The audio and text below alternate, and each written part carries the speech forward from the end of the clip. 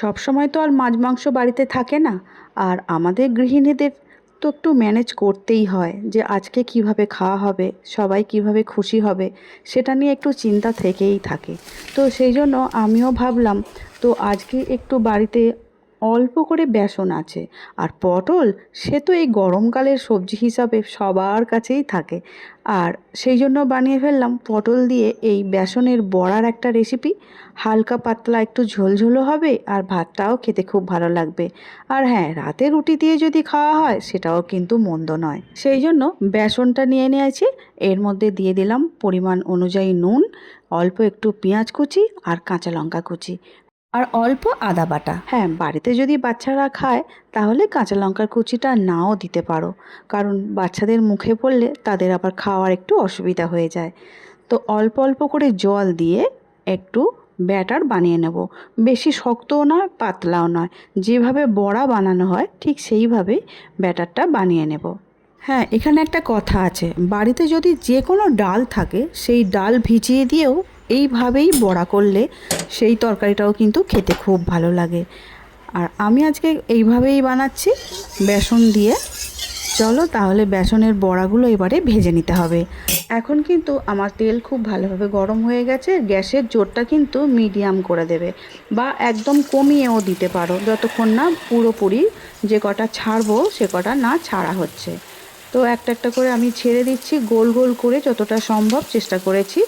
তোমরাও চ্যাপটা করে একটু সেটাও হাতের সাহায্যে বানিয়ে নিতে পারো, কারণ আমি যেভাবে মেখেছি তোমার ইচ্ছা মতো তুমি শেপ দিতেই পারো। আমি একটু গোল গোল করছি বড়ার আকারে। 2 মিনিট একদম খুন্তি দিয়ে নাড়াচাড়া করা যাবে না। তারপরে আস্তে আস্তে এটা নাড়াচাড়া করলে দেখবে একদম কেউ কারোর গায়ে আটকাচ্ছে না, সুন্দরভাবে বড়াগুলো করার মধ্যে এদিক ওদিক করা যাচ্ছে। আর এবারে কালারটা একটু ভালো করে, বেশ সুন্দর করে কালারটা যখনই চেঞ্জ হয়ে আসবে সেই সময় বড়াগুলো তুলে নিতে হবে। এখন এই প্রথম ব্যাচের বড়াগুলো আমার ভাজা হয়ে গেছে। সেকেন্ড ব্যাচে যে কটা আছে সেগুলো আবার সব ভেজে নেব, সেই জন্য একই সঙ্গে তেলের মধ্যে দিয়ে দিতে হবে। নমস্কার বন্ধুরা, তোমরা যারা আমার ভিডিও দেখছো, যদি ভালো লেগে থাকে লাইক শেয়ার সাবস্ক্রাইব করে আমার চ্যানেলটির পাশে থেকে যাওয়ার অনুরোধ রইল। পাশে থাকা বেলটা অবশ্যই প্রেস করে দিও, তাতে যখনই কোনো নতুন রান্না ছাড়বো সবার আগে তোমাদের কাছেই পৌঁছে যাবে। আর ফেসবুক পেজ থেকে দেখছো বন্ধুরা, পেজটিকে কিন্তু ফলো করে দিও। যে কোনো বড়া বানিয়ে তরকারি খেতে আমার বাড়ির লোক কিন্তু সবাই খুবই পছন্দ করে। আর তোমাদের বাড়ির লোক এইভাবে কি রান্না করলে পছন্দ করে সেটা কিন্তু কমেন্টে আমাকে জানাবে। আর আজকে আমি যেভাবে বানাচ্ছি সেভাবে নিশ্চয়ই তোমরাও কোনো দিন না কোনো দিন বাড়িতে বানিয়েছো। আচ্ছা, তেলটা একটু অনেকটাই বেশি আছে বলে আমি তেলটা একটু তুলে নিচ্ছি। তোমরা তেলটা যদি বেশি খাও তাহলে তুলতে হবে না, কিন্তু তেলটা আমার চোখে অনেকটা বেশি লেগেছে বলে আমি হাতার সাহায্যে দুবার তুলে নিয়েছি। এবার পটলগুলো ভেজে নিতে হবে, তারপর আলুগুলো ভেজে নেব। পটল আর আলু সুন্দর করে ভাজা হলে তবেই কিন্তু পটলের তরকারি খেতে ভালো লাগে, না হলে পটলের যে গন্ধটা থাকে সেটা সবাই পছন্দ করে না, আমি অন্তত পছন্দ করি না। যার জন্য আমি পটল আর আলু সুন্দর করে সবসময় ভেজে নেওয়ার চেষ্টা করি। পটলগুলো কিন্তু ভালো করে ভাজা হয়ে গেছে। না, এর বেশি কিন্তু ভাজলে পটলগুলো একদম চুপসে ছোটো ছোটো হয়ে যাবে, সেটাও কিন্তু আবার আমার চোখে ভালো লাগে না। আমি এইভাবেই ভেজে নিয়েছি। এবারে আলুগুলো ভেজে নেব, একইভাবে সুন্দর করে ভেজে নিতে হবে।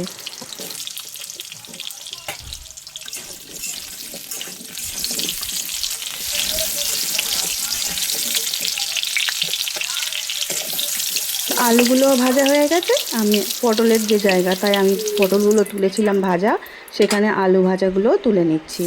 এবারে অল্প যে তেল ছিল অবশিষ্ট, সেই তেলের মধ্যেই 1/2 চামচ জিরে আর 2টো শুকনো লঙ্কা দিয়ে দিলাম। গোটা জিরে আর শুকনো লঙ্কা একটু ভেজে নেওয়ার পরে কেটে রাখা পেঁয়াজ কুচি দিয়ে দিচ্ছি। একটা বড় সাইজের পেঁয়াজ এখানে আমি দিয়েছি। জিরে আর শুকনো লঙ্কা ভাজার সময় গোটা গরম মশলাটা দিতে আমার খেয়াল ছিল না, সেই জন্য পেঁয়াজটা যখনই ভাজবো, ভাজাটা একটু হয়ে আসবে ঠিক তখনই গোটা গরম মশলাটা আমি এখানে দিয়ে দেব। আর মাঝখানে একটু জায়গা করে নিয়ে তেলটার মধ্যে দিয়ে 1 মিনিটের মতো একটু নাড়াচাড়া করে নিয়েছি, যাতে শুকনো গরম মশলা তো গোটা গরম মশলাটা একটু যেন ভাজা হয়ে যায়, সেই জন্য ভেজে নিয়ে আবারও একসঙ্গে মিশিয়ে নিয়ে একটু ভালো করে ভেজে নিয়েছি। দিয়ে দিলাম 1/2 চামচ আদা বাটা। এখানে আমি কোনো রসুনের ব্যবহারটা করছি না, তোমরা চাইলে রসুন বাটা ব্যবহার করতেই পারো। আমি যেহেতু বড়াটা রান্না করছি আজকে, সেই জন্য আর চাইছি না যে বড়ার ভিতরে মানে রসুনের গন্ধটা যাক। এবারে তোমাদের যদি ভালো লাগে তোমরা রসুনের ব্যবহার করতেই পারো। এবারে দিয়ে দিচ্ছি একটা টমেটো, ছোট করে কুচি করে কেটে রাখা সেই টমেটো। সব কিছু একসঙ্গে নাড়াচাড়া করে টমেটো পর্যন্ত ভালো করে ভাজা হয়ে গেছে। এবারে দিয়ে দিলাম অল্প একটু জল। জলের মধ্যে দিয়ে দিচ্ছি হাফ চামচ জিরে, হাফ চামচ ধনে গুঁড়ো, দিয়ে দিলাম লঙ্কা গুঁড়ো, আর দিয়ে দিয়েছি হলুদ গুঁড়ো। সবই পরিমাণ অনুযায়ী দিয়েছি, যেমন তরকারিতে লাগবে সেই অনুযায়ী লঙ্কা গুঁড়োটা দিতে হবে।